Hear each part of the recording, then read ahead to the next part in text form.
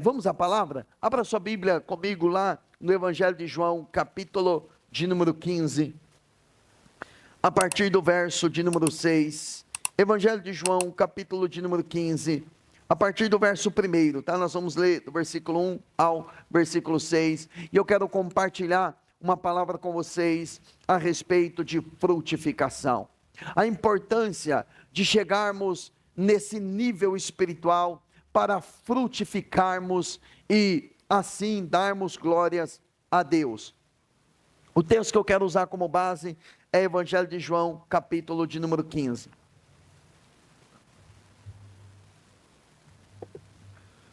E no Evangelho de João, capítulo 15, verso de número 1 em diante, nós vamos fundamentar o tema da mensagem, que é permanecer para frutificar. E essa mensagem, ela faz parte de uma série de mensagens que nós estamos falando sobre promessas e processos. O verso 1, Jesus disse assim: eu sou a videira verdadeira e meu pai é o agricultor.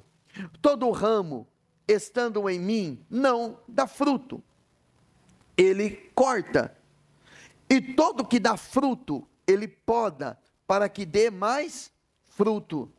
Vocês já estão limpos pela palavra que tenho falado. Permaneçam em mim, e eu permanecerei em vocês.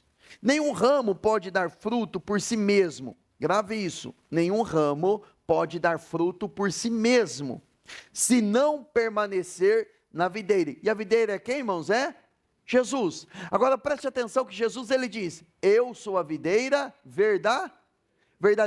Se ele afirmou que ele é a videira verdadeira, é porque existe também a videira falsa, que nós chamamos de falsos profetas. No outro texto ele vai ampliar esse escopo aí. Vocês também não podem dar fruto se não permanecer em mim. O 5, eu sou a videira, vocês são os ramos. Se alguém permanecer em mim e eu nele, esse dará muito fruto, pois sem mim vocês não podem fazer coisa alguma. Se alguém não permanecer em mim, será como o ramo que é jogado fora e seca. Faz uma associação lá com o primeiro versículo que fala, o segundo versículo que fala que aquele que não dá fruto, ele corta. Ele cortar não é simplesmente assim: olha, eu não gosto de você e eu estou cortando, arrancando você. Ele, no versículo 6, ele vai explicar que o que é cortado, aquele que é cortado, ele é cortado por uma razão, porque ele não permaneceu. Ficou bem esclarecido, irmãos? Amém?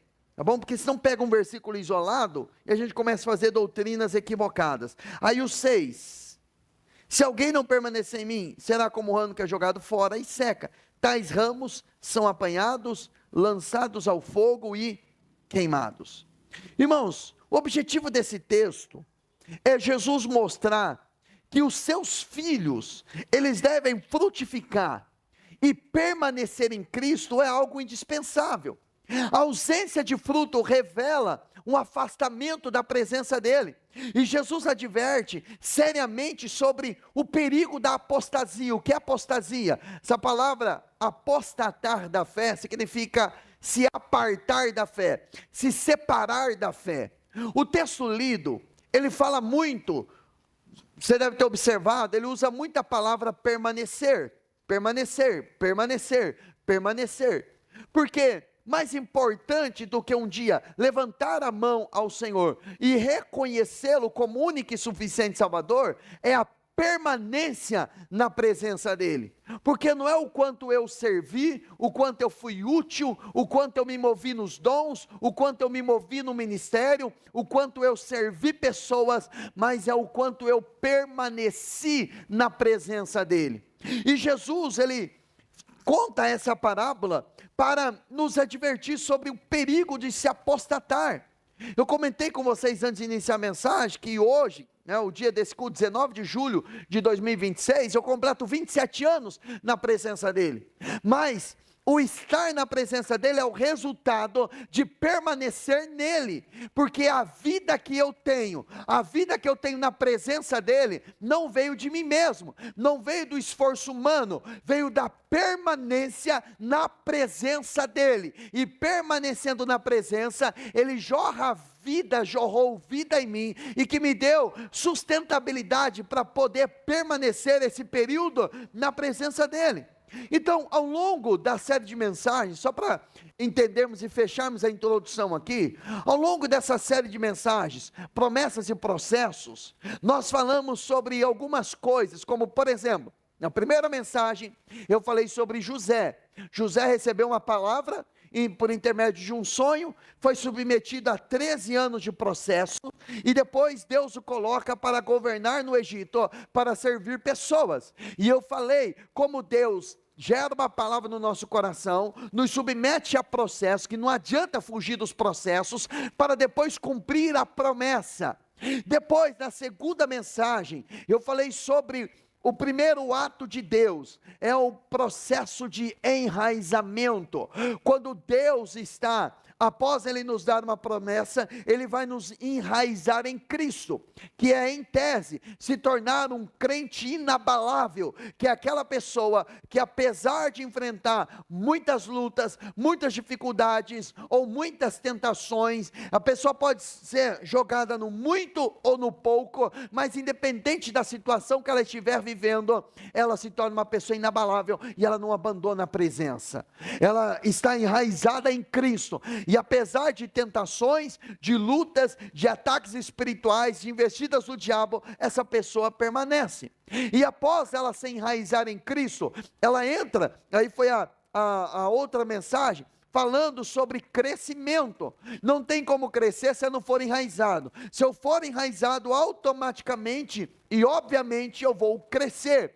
E crescer não é crescer tendo coisas, é crescer espiritualmente, é se tornar maduro na fé. E quando eu chego numa certa fase da maturação, que eu já estou começando a dar frutos, eu entro numa outra fase, que aí ao invés de chamar de processo, eu chamei de uma temporada, porque é um período da nossa vida, que eu chamei de temporada de poda, porque aquele que dá fruto, o Senhor poda, para que dê mais fruto ainda. E naquela fase, quem não amadurece, não cresce e não permanece, aí ele é arrancado e jogado fora. Mas eu e você não entramos nessa classe, eu e você enfrentamos uma temporada de poda. Eu dei o exemplo de uma planta, quando começa a nascer alguns brotos, determinadas plantas, nós temos que arrancar aqueles brotos, apesar de eles serem bonitos, apesar de às vezes dá até dó de cortar um ramo ali que é bonitinho, mas é necessário, para que ele não roube a vida da planta. E às vezes Deus arranca algumas coisas da nossa vida, que temos dó, sentimos a perca, dói o nosso coração, mas faz parte do processo de crescimento na nossa vida. E após o crescimento, a temporada de poda, nós entramos na outra fase, que é a fase que eu quero compartilhar com vocês, que é a fase da frutificação. E essa frutificação, já a cabo de introdução, eu quero dizer que a frutificação, ela tem um propósito de glorificar ao Senhor, amém, irmãos? Então, é quando a nossa vida, a nossa conduta, aquilo que fazemos, aquilo que falamos, a forma como vivemos, tudo aquilo é fundamentado para agradar a Ele. Agora, esse texto, Jesus, ele apresenta uma verdade: nem todos os ramos permanecem. É uma verdade dura, nem todos os ramos eles permanecem.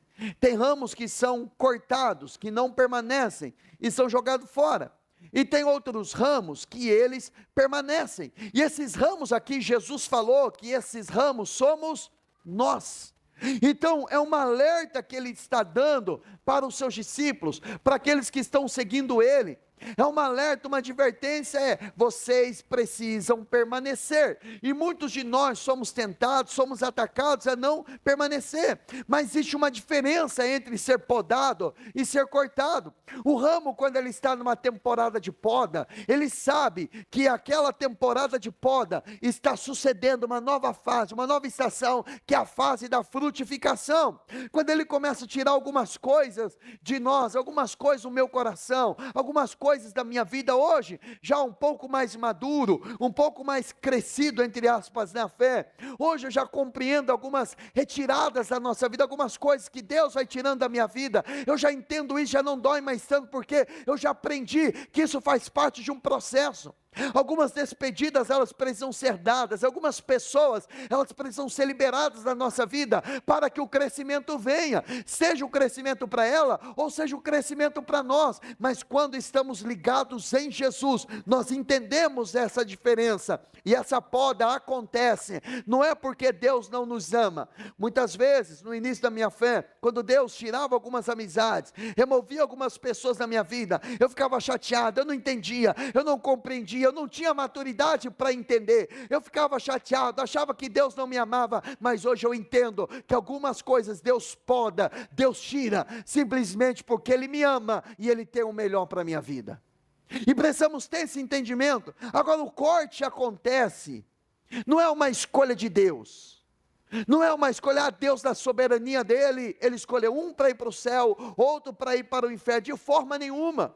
O texto é muito claro, quando você interpreta ele no seu contexto, que os ramos são tirados, não por uma ordem, são tirados não pelo desejo de Deus, mas porque eles não frutificaram, eles não pegaram a vida, eles conheceram a videira. Veja bem, um ramo conhece a videira, o ramo que ele está falando que foi cortado, que somos nós, ele diz, representa as pessoas, ele diz, ele conhece a videira, ele sabe quem é a videira. Infelizmente, irmãos, tem pessoas que conhecem, sabe que Jesus é o caminho, sabe que Jesus é verdade, sabe que Jesus é a vida, mas eles escolheram a prostituição, escolheram a pornografia, escolheram uma vida de promiscuidade, escolheram uma vida no mundo. Eles decidiram, e está tudo certo. Eu não posso controlar a vida de ninguém, eu posso apenas liberar uma palavra, eu não posso ficar metendo o dedo na vida de ninguém. Eu tenho que fazer como a pastora Eterna Teresa, ela diz,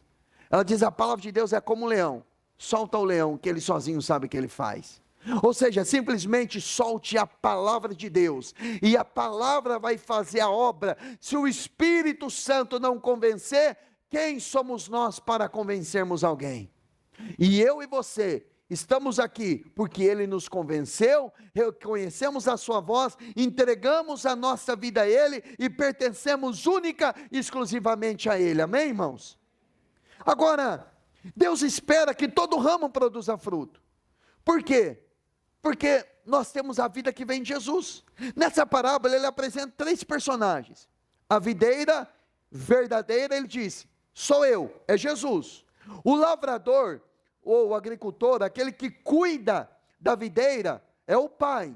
E os ramos somos nós. Observe que Deus nunca espera a esterilidade. Deus não é um Deus estéril. Deus é um Deus de frutificação. Quando Ele criou o homem, Ele abençoou e disse, crescei-vos e multiplicai-vos. Se você está em Cristo, você tem uma palavra para crescer e para multiplicar. Amém, irmãos? E essa frutificação é em todos os âmbitos. Eu lembro quando o obstetra, que fez os 3 partos da minha esposa, o Dr. Silvio Raulindo, um médico fantástico ele. E eu lembro quando a Mari ficou grávida do João Miguel, quando ela, depois do parto, ele estava tirando os pontos dela, eu cheguei nele e falei assim, ô doutor, me ajuda aí. Ele falou, o que foi, Bruno? Eu já quero, já emendar um outro filho, mas ela não quer. Ele parou assim, ele era um médico muito conhecido aqui no bairro, né? Ele dava consulta aqui na região. Aí ele virou para mim, tirando uns pontos da minha esposa, ele falou, não foi você, né, que eu cortei numa mesa? Eu falei, não volte aqui antes de 2 anos. Eu lembro que 10 meses depois, nós voltamos lá, quando entramos no consultório, ele falou, não, pastor, fala que vocês estão errados. Falar que vocês vieram aqui no consultório do pediatra, vocês entraram errado. Falei, não, doutor, a Mari está grávida de novo. Aí passou mais um tempo, um ano e pouquinho, aí vem a gravidez da Melissa. E eu lembro que ele disse assim, ele falou, pastor, eu vou ter que operar a Mariana, porque você está levando a sério o crescermos e multiplicarmos. Eu vou ter que operar ela, porque desse jeito vocês não vão parar. Lógico que era um desejo nosso mesmo, né? Que a Mari operar, mas enfim, essa palavra tem a ver com crescimento, crescei-vos e multiplicai-vos. Esse crescimento que Deus colocou dentro de nós, essa produtividade está dentro de todo cristão saudável. Depois eu vou falar o que é essa frutificação, mas isso está dentro, todo crente saudável, toda pessoa cheia do Espírito Santo, ela é uma pessoa frutífera, porque isso tem a ver com a vida, e não é esforço, é naturalmente, a vida vai florescendo, porque todo ramo foi chamado para produzir fruto. O propósito da vida cristã nunca foi apenas frequentar culto, mas ter uma vida que produza a glória a Deus. Você não foi chamado para estar apenas de culto em culto, domingo em domingo, você foi chamado para resplandecer a vida de Deus, amém, irmãos? Você foi chamado para resplandecer a vida dele, onde quer que você estiver, onde quer que você passar, aquele momento é o momento para você representar o Senhor. Ontem estava no shopping, encontrei uma pessoa que há muito tempo não via na igreja, e compartilhando uma palavra com a pessoa, no culto das 5 da tarde ela estava aqui. Porque quando você é de Deus, até no momento para você se divertir, Deus prepara uma pessoa para você enviar uma palavra para ela, porque às vezes você pensa, eu estou indo apenas para uma festa, estou indo apenas passear pelo shopping, Deus está dizendo, eu estou enviando você para uma missão. Onde quer que você vá, você representa o Senhor Jesus. Fala para o seu irmão, você não tem vida mais, você pertence a Ele. Onde você for, uma vez eu estava num evento do Márcio Miquel, lá no Bosque dos Ipês, aí eu sentei ao lado, obviamente numa cadeira, né? E veio uma pessoa que sentou do meu lado, quando eu olhei, era uma pessoa que fazia uns 6, 7 anos que eu não via. Eu aproveitei ali, para deixar a palestra de lado, comecei a conversar com a pessoa, hoje a pessoa frequenta a nossa igreja, é membro da nossa igreja. Então onde você vai representar a Ele, amém, irmãos? Então você não tem mais vida própria, a sua vida ela é de Deus. Não, eu vou separar as coisas, não existe mais separar as coisas, você é dele onde quer que você for. E até mesmo, quando um crente vai pecar, vai para um ambiente que não é dele, as pessoas lá do mundo olham e falam, o que você está fazendo aqui? O que você está fazendo aqui? Já ouvi vários irmãos falando, cara, o que você está fazendo? Eu queria estar com você lá na igreja, volta para a igreja, não é assim que acontece? É ou não é? Ainda bem que ficou silêncio, porque senão a pessoa fala, é verdade, né? Vai ficar aquela desconfiança que aconteceu com você, né? Não precisa expor a sua vida, não. Mas, irmãos, uma pessoa que conhece Jesus, ela não presta mais para essa vida. Como a Isa cantou. Quem conhece os santos dos santos, quem pisou os santos dos santos, não sabe viver em outro lugar, não consegue viver em outro lugar. O crente desviado é a pior raça que existe, porque ele não é feliz. Ele vem para a igreja e não consegue sentir a presença de Deus. Aí ele vai para o mundo, ele também não consegue se alegrar lá, porque o lugar dele é na presença de Deus. Mas pastor, mas eu venho, eu não sinto nada. Conserte-se com o Senhor, que a presença dele se manifestará de novo. É assim que ele age. Agora, eu preciso fundamentar aqui a questão da frutificação. Mateus capítulo 7, a partir do verso de número 15, Jesus falou algumas verdades importantes aqui, e ele usou outras palavras, mas para fundamentar a mesma coisa. Mateus capítulo 7, verso 15, olha o que ele diz, cuidado com os falsos profetas. Lembra que ele disse o seguinte, olha o que Jesus ele disse, eu sou a videira o quê? Verdadeira. Se ele falou que ele é a videira verdadeira, porque existe a videira falsa. E esse falso aqui é literalmente os falsos profetas. Eles vêm vestidos de pele de ovelha, mas por dentro são lobos devoradores. Vocês os reconhecerão por seus frutos, não é pelos seus talentos.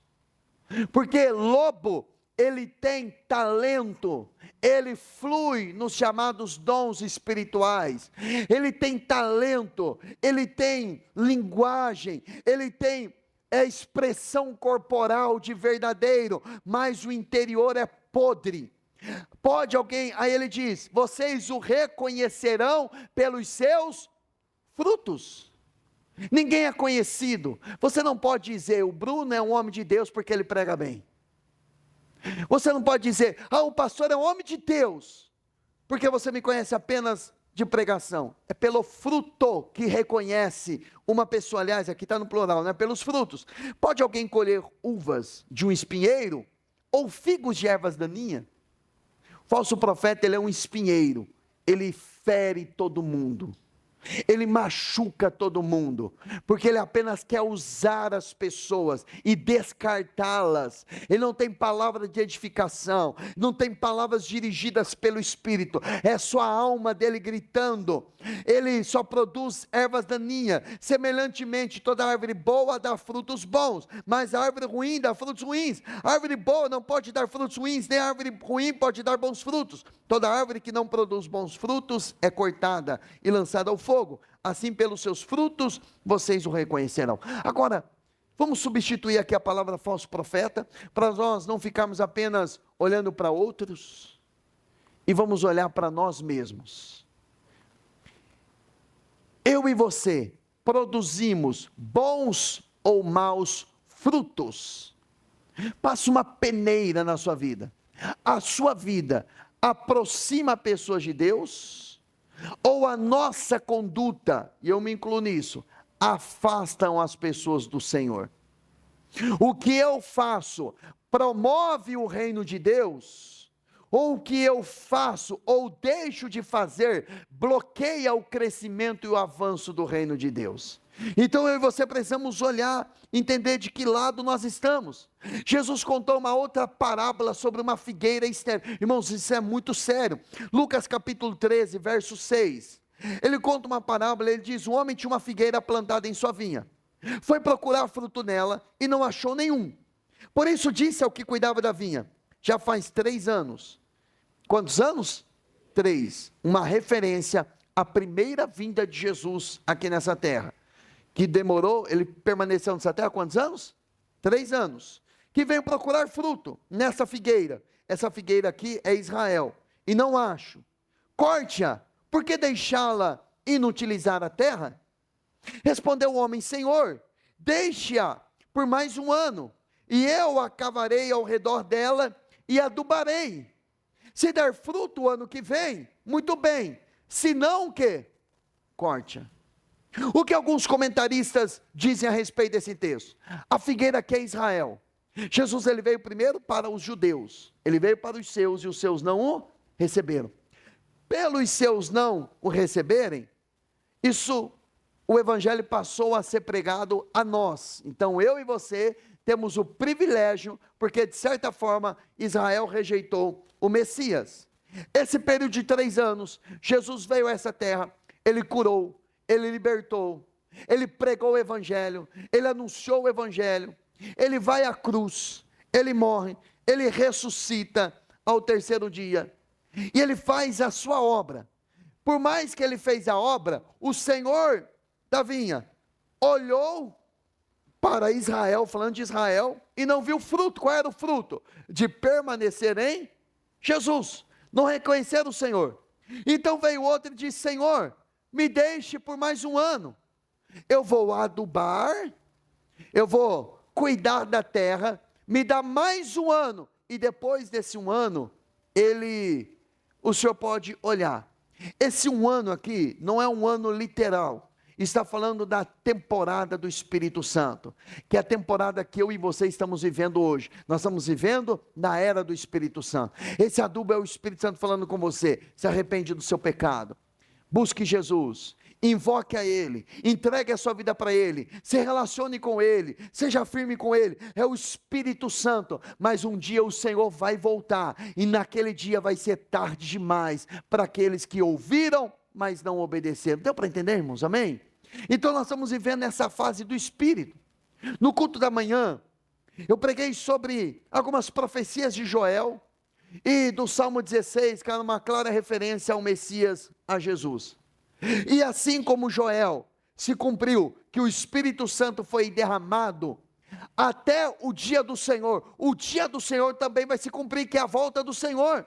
Se somos cheios do Espírito Santo hoje, então é certo que um dia Jesus vai voltar. Então não é só a palavra que se cumpre de derramamento do Espírito, o dia do juízo também vai vir. E esse dia do juízo, quando vier, eu e você vamos estar eternamente com Ele. Então estamos vivendo nessa fase. Agora preste atenção, a figueira possuía folhas, ela estava viva, aparentemente estava tudo certo, mas qual era o problema? Ela não produzia frutos. Deus não mede a nossa vida por aquilo que fazemos, mas Ele procura em nós frutos, e esses frutos Ele precisa ser encontrado. O ramo, ele não deixa de produzir fruto de um dia para o outro. O ramo ele para de produzir, porque o relacionamento começa a morrer. O ramo somos nós, a videira é Jesus. Ele deixa de ter relacionamento com a videira, então ele vai murchando. Você já deve ter experimentado, você ir numa árvore, você cortar um galho daquela árvore, um ramo.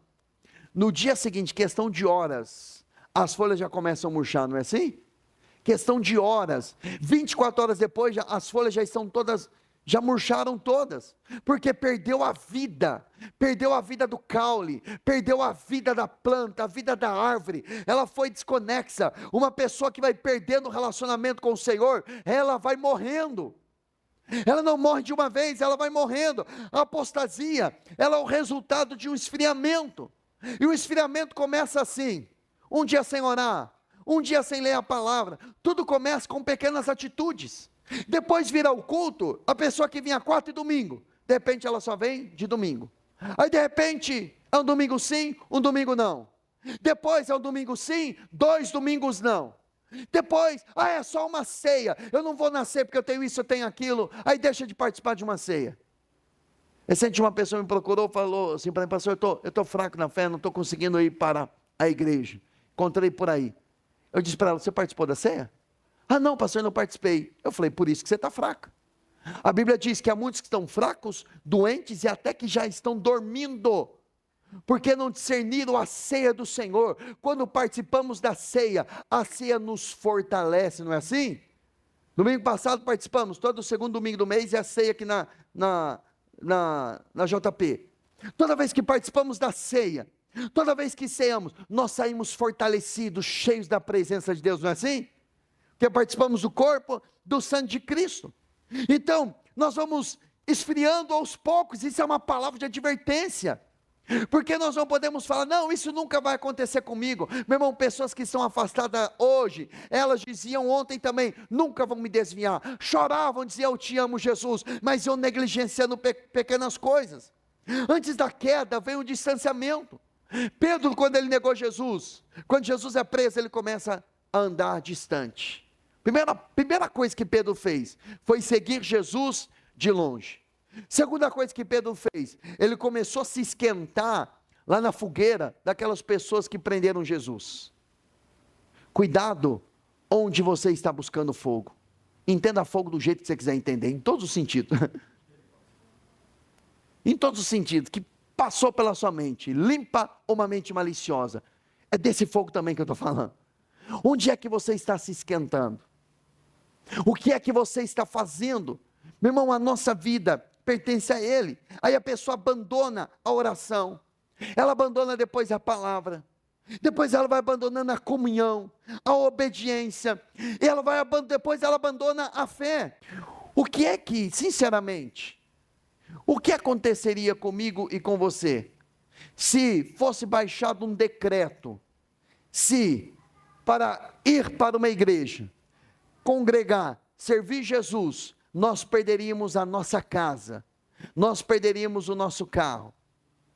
Domingo que vem você estaria aqui? Seja sincero consigo mesmo. Ah, mas eu vou morar onde? Ah, eu vou... Irmãos, eles não tinha tempo para pensar. Ou era Jesus, ou era nada. Ou era Jesus, ou eles permaneciam firmes, mas eles iam ficar sem nada. Aí, o encorajamento. Eles recebem uma carta, e essa carta é lida na congregação. Qual era o encorajamento? Vocês não resistiram ainda até o sangue. Ou seja, isso não é nada. tem problema, perderam casa, mas vocês não estão resistindo até o sangue ainda. Olha o encorajamento não é como os de hoje, não, continua firme, Deus vai te dar uma bênção, continua firme, Ele vai fazer algo na sua vida. Meu irmão, como dizer isso para uma congregação que para servir Jesus perderia tudo? Eles estavam perdendo tudo. O ensinamento deles era o seguinte: permaneçam alegres, vocês estão perdendo, mas vocês estão perdendo por amor a Jesus. Tem gente que troca Jesus por dinheiro. Eu não estou falando necessariamente por conta do trabalho, não estou incentivando ninguém a faltar ao trabalho para vir ao culto, mas tem gente que falta, mas poderia reprogramar, que tem condições, e usamos como desculpa para não servir, para não vir. Agora, Hebreus capítulo 3, verso 12, olha o que o escritor diz: cuidado, irmãos, para que nenhum de vocês tenha um coração perverso, incrédulo, que se afaste do Deus vivo. Ao contrário, encorajem-se uns aos outros todos os dias, durante o tempo que se chama hoje, de modo que nenhum de vocês seja endurecido pelo engano do pecado. O que é que separa uma pessoa de Deus? Ele diz aqui: coração perverso e incrédulo. A incredulidade, ela se instala no coração quando nós decidimos obedecer de forma seletiva. Pegamos a Bíblia, pegamos a palavra na sua totalidade, falamos: não, esse aqui eu não quero obedecer não, esse aqui eu quero, essa parte eu quero, essa aqui não. Somos seletivos. Só que ele está dizendo para tomar cuidado com a perversidade no nosso coração, porque um coração perverso, o nosso coração ele é enganoso. O coração incrédulo é aquele coração que começa a duvidar das coisas de Deus, começa a duvidar, e isso vai nos afastando, não afasta de uma vez, vai nos afastando de forma progressiva. E ele diz também: não permita que o seu coração seja endurecido pelo engano do pecado. Vamos falar um pouquinho de pecado. Pecado é gostoso, pecado é saboroso, pecado é prazeroso, mas por trás daquele prazer existe algo chamado engano. Hoje de manhã eu compartilhei uma palavra lá de Atos capítulo 2, que fala que a promessa do Espírito é para nós, para os nossos filhos e para aqueles quantos o Senhor o chamar. O Espírito Santo primeiro enche a mim e enche você. Quantos aqui são pais? Você tem que ser o primeiro a se encher do Espírito. Você cheio do Espírito Santo, os seus filhos também vão ser cheios do Espírito Santo. E assim, de forma sequencial. Agora, se eu sou um fornicador, um prostituto, um pornógrafo, um mentiroso, um mau caráter, isso vai passar para os meus filhos. A nossa conduta hoje determina a conduta dos nossos filhos amanhã. O pecado, ele engana. O pecado, ele cega. Irmãos, com o pecado não dá para flertar. Com o pecado tem que ser radical. O pecado, ele nos mata, o pecado nos afasta de Deus. Pecado é errar o alvo. Pecado, para o crente, ele tem que ser algo acidental. Aconteceu, pequei, Senhor, me perdoa. Eu me acerto e permaneço. Então, qual é o ambiente onde eu e você seremos encorajados? Nesse ambiente entre irmãos. Essa palavra não é para acusar ninguém, mas essa palavra é para encorajar. O pecado está aí, e ele está para nos enganar. E quantos homens e mulheres de Deus, eles estão caindo. Então, a apostasia, ela começa muito antes da pessoa abandonar a igreja. Ela começa quando deixamos de permanecer. Agora, o pai corta o ramo que não permanece. Jesus não está falando de alguém que nunca conheceu a videira. Ele fala de um ramo que faz parte da videira, mas deixou de permanecer. Qual é a sequência? Ela seca, depois é cortada e depois é lançada fora. Olha a advertência que Paulo deu para a igreja de Roma, para os gentios. Romanos capítulo 11, verso de número 20. Eu preciso ler esses textos para que a palavra fique bem fundamentada no seu coração. Romanos capítulo 11, verso de número 20, para você perceber que a coisa é mais séria do que nós imaginamos. Está certo, Paulo falando, eles porém foram cortados devido à incredulidade. Eles quem? Israel, está falando dos judeus, o povo de Israel, os hebreus. E você, a igreja de Roma, para os crentes, né, de Roma, e você permanece pela fé. Não se orgulhe de você permanecer, mas tenha o quê? temor, ou seja, ele está dizendo o seguinte: não fiquem orgulhosos, porque os judeus negaram Jesus, e vocês, os gentios, os romanos, os crentes agora, não sintam orgulho disso não, tenha temor, porque olha o 21, pois se Deus não poupou os ramos naturais, que são os judeus, também não poupará vocês. Portanto, considere a bondade e a severidade de Deus. Irmãos, ele coloca as duas coisas no mesmo pacote, bondade e severidade. Lembra da semana passada que eu falei do castigo? A poda é um castigo, o castigo é a revelação do amor de Deus, ele nos disciplina porque ele nos ama, desde que permaneça na bondade dele. Olha a palavra permanecer. Onde eu e você vamos permanecer? Na bondade ou na severidade dele? De outra forma, você também será cortado. Irmãos, que pregação dura Paulo está dando para a igreja. Ele está dizendo assim: olha, não se orgulhe vocês porque vocês permaneceram na fé, tenha temor, porque se os ramos naturais, se os judeus, os que não permaneceram, o Senhor não poupou, vocês também, se não permanecerem, vocês serão o quê? Cortados. O que Paulo está fazendo aqui? Uma aplicação de João capítulo 15. Se ele está ensinando a igreja de Roma, agora tire os romanos, coloque aqui justiça e paz, coloque aqui a nossa comunidade, coloque aqui a nossa igreja. Se eu e você não permanecermos, pode ser quem for, pode ser a mim.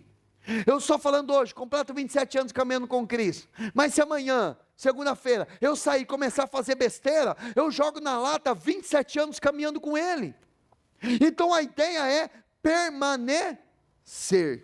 O apóstolo Pedro, que aprendeu na pele o que é se afastar, o que é negar Jesus, ele até espraguejou, jurando que não conhecia o Senhor. O que é que ele diz na segunda carta de Pedro, capítulo 2, verso 20? Se tendo escapado das contaminações do mundo, por meio do conhecimento de nosso Senhor e Salvador Jesus Cristo, encontram-se novamente nelas enredados, ou seja, presos, amarrados nas contaminações do mundo, e por elas dominados, ou seja, a contaminação do mundo está dominando vocês novamente, estão em pior estado do que no princípio. Teria sido melhor que não tivesse conhecido o caminho da justiça, do que depois de o terem conhecido, voltarem as costas para o santo mandamento que lhes foi transmitido. O que Pedro está dizendo? Era melhor nem ter conhecido, do que conhecer e virar para ele as suas costas. Não vire as costas para o Senhor.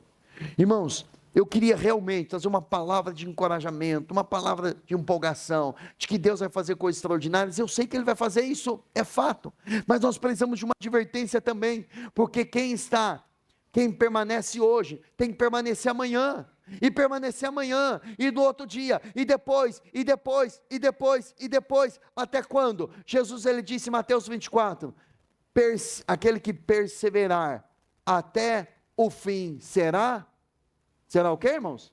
Salvo. Então eu tenho que perseverar até quando? Até o fim. Aí eu perseverei um mês, fiquei firme, fiz propósito com Deus, orei, jejuei, Ele não fez nada, então eu vou buscar lá fora. Você não permaneceu coisa nenhuma. Irmãos, às vezes, uma vez eu falei para o irmão, você passou 40 anos no pecado, 40 anos desobedecendo a Deus, entregou a vida para Jesus hoje, e quer que um mês Ele mude a sua vida, e um mês, você deu um mês para Ele, 40 anos você fez o que o diabo queria, você seguiu os seus próprios desejos, agora um mês na presença de Deus, é sério, que você quer que um mês Ele restaure e recupere tudo na sua vida? Deus não é mágico, não é o mágico da lâmpada que você esfrega, e Ele aparece para você e diz, meu amo, faz 3 pedidos que eu vou dar para você aí. Meu irmão, Ele é um Senhor, e nós devemos segui-lo, porque Ele tem o melhor para nós. Ele sabe que muitas vezes o amor de Deus, Ele não vai eliminar a nossa responsabilidade. A graça não é a capacitação para vivermos o pecado, mas é a capacitação para vivermos longe dele. Existe uma responsabilidade minha e sua de permanecer. Ele diz, se vocês permanecerem, não é, Senhor, eu estou orando para que o Senhor me faça permanecer. Negativo, Ele vai devolver para você, Ele vai dizer, não, é você que tem que permanecer, é uma decisão. Enquanto eu tomo água aí, fala para o seu irmão, decida permanecer na presença dele.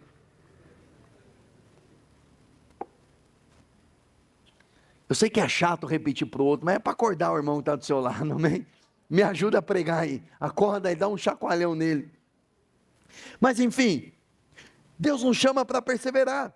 Para finalizar, permanecer é uma decisão diária. A palavra mais repetida nesse capítulo é perseverança. É perseverar, é perseverar, é perseverar. Quem permanece vai entrar no outro estágio, que é o estágio da frutificação. Agora, frutificar, existe vários expositores da Bíblia falaram o que significa esse frutificar. Mas alguns defendem a tese que frutificar é ter o fruto do Espírito. Eu explico o que é. Gálatas capítulo 5, verso 22 e 23. Esse texto fala de algumas qualidades, mas ele não usa o fruto no plural, no singular.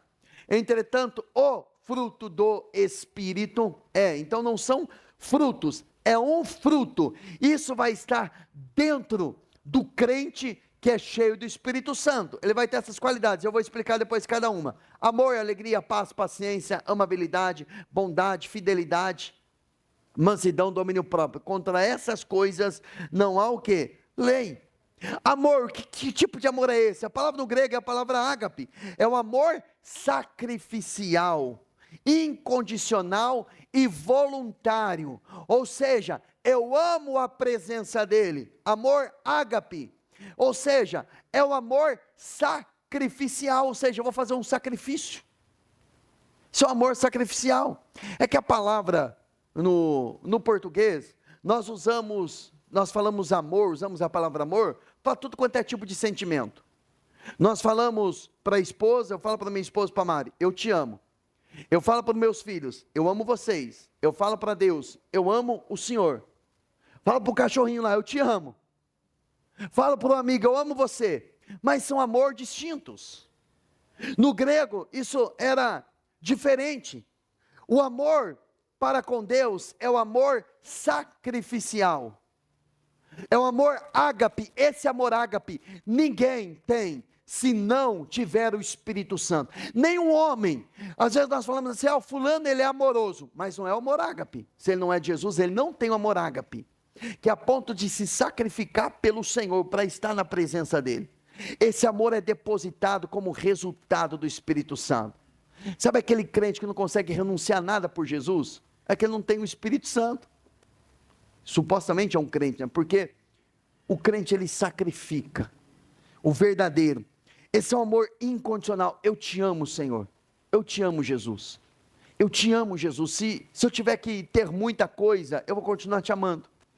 Porque tem gente que se tiver muita coisa, se perde. Mas tem gente que se perde se tiver pouca coisa, não tiver nada, passando necessidade, ela nega Jesus. Ela nega Jesus. Então o amor sacrificial eu amo o Senhor, independente do que está acontecendo na minha vida. Não depende do mérito. Não é o amor que busca o interesse do outro. Ou seja, eu te amo, Senhor. Eu estou buscando o teu interesse, não o que o Senhor pode me oferecer. Eu estou te buscando, Senhor, porque eu quero que o Senhor restaure minha família, eu quero que o Senhor me cure, que o Senhor me cure do câncer, me cure de uma enfermidade, que o Senhor me prospere, e vai dar tudo certo na minha vida. Ele está olhando e está dizendo, vai dar tudo errado. E não o diabo não, é o meu plano para poder podar você, corrigir você para que você volte para a rota. Se você ama, você permanece na presença dele. Então esse amor aqui é o amor que é o fruto, o resultado do Espírito Santo dentro de você. Entendeu, irmãos? Amém? Depois ele fala da alegria. A palavra que é usada no grego significa uma alegria que não é baseada em circunstância. É uma satisfação profunda que nasce da presença de Deus, e essa satisfação ela pode existir mesmo em meio ao sofrimento. Eu já tive a oportunidade de orar com pessoas que segundos depois elas iriam passar para a eternidade, e é gente que tem certeza da salvação. O semblante é diferente. A pessoa disse, eu vivi a minha vida inteira para o serviço do rei, e eu estou indo para encontrar o meu Senhor, que eu amei por toda a minha vida. Aí você encontra alguém que passou, conhecia a palavra e desobedeceu. Pastor, por favor, ora por mim. Se eu for curada, eu já ouvi muito isso, se eu for curado, eu vou ser o melhor obreiro na igreja, eu vou servir, eu vou tocar em pessoas, eu vou orar, eu vou pregar. E muitas vezes eu ouvi isso do Espírito Santo, tarde demais, e a pessoa partir. Meu irmão, isso toda vez que eu tenho experiência como essa, isso está muito vivo no meu coração. Eu olho para a minha vida, não olho para a vida de ninguém, não olho para a minha vida e falo: Senhor, eu estou no teu plano, eu estou no teu propósito, que eu quero chegar no final da minha vida, no final da minha caminhada, olhar para trás e dizer: glória a Deus, eu vivi para o Senhor. A minha vida foi para Cristo, foi para viver em prol do propósito. Então, é uma alegria que é fruto do Espírito. Sabe aquela alegria de você conquistar alguma coisa? Passei numa faculdade, me formei, casei, tive um filho. São alegrias fantásticas e Deus proporciona isso para nós. Mas essa alegria do Espírito é uma alegria diferente. É uma alegria mesmo em meio ao sofrimento. É uma alegria inexplicável. É uma alegria que vem como resultado da habitação. A paz vai além da ausência de conflitos. Ela significa uma harmonia, uma tranquilidade interior, uma integridade, uma reconciliação com Deus. Às vezes nós não conseguimos resolver todos os conflitos, mas nós temos uma paz dentro de nós, porque temos integridade, fomos reconciliados com eles. Paciência, no grego a palavra, eu não vou tentar falar aqui, é uma palavra difícil de pronunciar, mas ela significa ânimo longo, capacidade de suportar uma ofensa sem explodir. Eu contei de manhã que uma vez eu me explodi emocionalmente falando na frente da minha filha, e fiz o que eu não deveria de ter feito. E aquilo depois, eu lembro que eu procurei ela e disse assim, falei: filha, olha para mim, o papai errou, falei e fiz o que não deveria de fazer, eu estou errado, você me perdoa? Sim, papai, eu perdoo. Passou um tempo, ela lembrou daquela situação, aí eu disse para ela, falei: filha, papai errou aquele dia, não errou? Errou, papai. Mas você lembra que eu pedi perdão para você? Papai já se arrependeu? Porque se nós, o senhor Nemeric fala isso, se nós não reconhecermos os nossos erros diante dos nossos filhos, nós produziremos filhos iguaizinhos a nós, que esconde os seus erros, que esconde as suas falhas. Mas aqui a paciência, no grego ela tem um significado de ânimo longo, é a capacidade de suportar ofensa sem explodir, é tolerância diante das pessoas difíceis. Quer viver no ambiente de igreja, meu irmão? Aprenda a viver no ambiente de pessoas difíceis. E sabe qual é a pessoa mais difícil de lidar? Somos nós mesmos. É mais fácil lidar com o outro do que lidar com nós mesmos, porque nós somos difíceis. Então lidar com nós mesmos, Deus demonstra essa qualidade para conosco. Meu irmão, olha o ânimo longo de Deus. Se Deus nos fulminasse na primeira presepada que fizermos na vida, depois de conhecer Ele, meu irmão, ninguém estaria aqui hoje. Inclusive eu seria o primeiro a ser fulminado, se Ele não tivesse um ânimo longo para conosco. Então isso faz parte da frutificação. Amabilidade, que ela pode ser traduzida como benignidade, gentileza, é tratar os outros com doçura, não significa fraqueza, mas é uma força controlada pelo amor. Jesus, ele descreve que o seu jugo é suave e bondoso. A sua palavra passa a ser palavra de edificação. Tem gente que é áspera nas suas palavras, precisa tomar um banho no Espírito Santo, porque a nossa palavra, ela precisa ter doçura no falar. Eu não estou falando do homem deixar de ser masculino, de ser firme na palavra, depois a bondade vai tratar isso, mas a nossa palavra, ela tem que ser uma palavra que produz amor, segurança. Aí ele fala a outra característica, bondade. A bondade, ela é mais forte que a amabilidade, refere-se à disposição de fazer o bem, mesmo tendo que corrigir. Nem sempre é ser agradável, mas sempre é ser correto. Por exemplo, Jesus expulsando os cambistas, ele virou a mesa, e ali ele estava demonstrando bondade, mas ele virou a mesa, ele não virou a mesa para causar confusão, para brigar com todo mundo, para provar que ele estava certo, para tirar satisfação. Pessoas que têm insegurança interior, elas querem tirar satisfação em qualquer circunstância, porque elas não têm bondade, a bondade como fruto do Espírito Santo. A fidelidade é um caráter restaurado, é uma confiança, é uma pessoa leal. Você é uma pessoa leal. Você é uma pessoa que Deus pode olhar para você e dizer assim: olha, eu confio no meu filho, eu posso entregar algo para ele, que ele vai cumprir aquilo que eu entreguei nas mãos dele, porque é uma pessoa leal. E lealdade é permanecer mesmo que não está dando tudo errado. Às vezes tem pessoas que Deus entrega algo na mão, ela diz: eu não estou bem não, toma de volta. Ou ela diz: eu não quero, não fui com a cara do fulano. Não, é ter lealdade. Deus te deu algo ímpar, Deus te deu algo especial, vai até o fim. E mansidão significa fraqueza. Na cultura era usada para segurar, na cultura grega, um cavalo forte, domar um cavalo. Na verdade significa poder sob controle. Domínio próprio é você ter poder sobre si mesmo.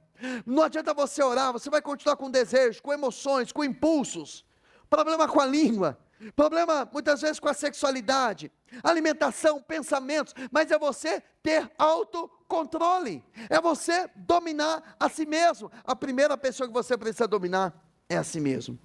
Então, quando olhamos para isso, irmãos, nós entendemos o que é frutificar, qual é o fruto que o Senhor requer de nós. Filipenses 1:11, ele vai falar desse fruto, é justiça, cheios do fruto da justiça, fruto que vem por intermédio de Jesus Cristo, para a glória e louvor de Deus. Então o fruto que ele espera de mim, é um fruto de justiça. Hebreus capítulo 12, Romanos capítulo 6, verso 22, o fruto que ele espera de mim e de você, é santidade. Mas agora porém, que vocês foram libertos do pecado, e se tornaram escravos de Deus, ou servos de Deus, o fruto que colhem leva à santidade, e o seu fim é a vida eterna. Então, se você está em Jesus, escravo aqui, se você serve a Ele, você é um ramo que está ligado na videira, qual é o fruto? Santidade. Sem santificação, ninguém verá o Senhor.